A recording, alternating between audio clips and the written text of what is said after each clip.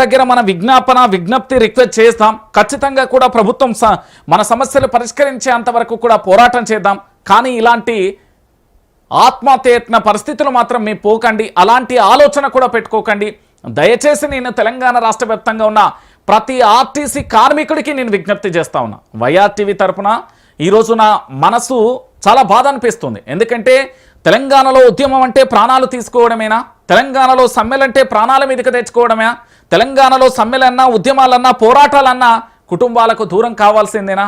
అలాంటి దుస్థితి ఎందుకు? నేడు తెలంగాణ రాష్ట్ర వ్యాప్తంగా అనేక డిజిటల్ మీడియా ఉన్నాయి, ప్రశ్నించే గొంతుకలు ఉన్నారు ఇక్కడ. దాంతోపాటు అనేక సామాజిక మాధ్యమాలు ఉన్నాయి.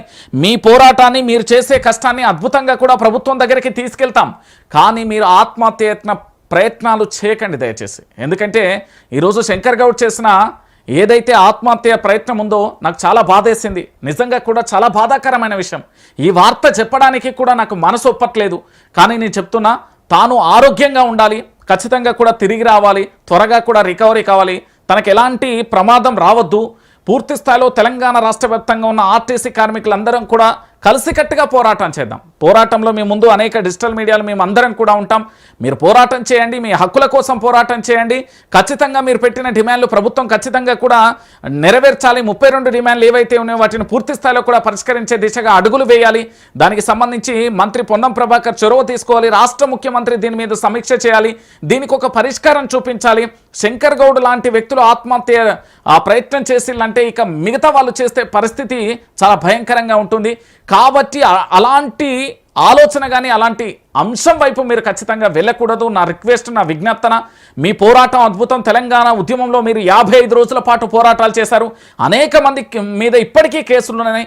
దాంతోపాటు గతంలో ఆర్టీసీకి సంబంధించి మీరు ఏదైతే మీ హక్కుల కోసం పోరాటం చేసిలో అప్పుడు కూడా మీ వెన్నంటి మేమున్నాం. ఇప్పుడు కూడా నేను మళ్ళీ చెప్తున్నా, దయచేసి మీరెవరు కూడా అలాంటి ఆలోచనలు పెట్టుకోవద్దు. ఆత్మహత్య యత్నం అనే ఆలోచనే పెట్టుకోకండి.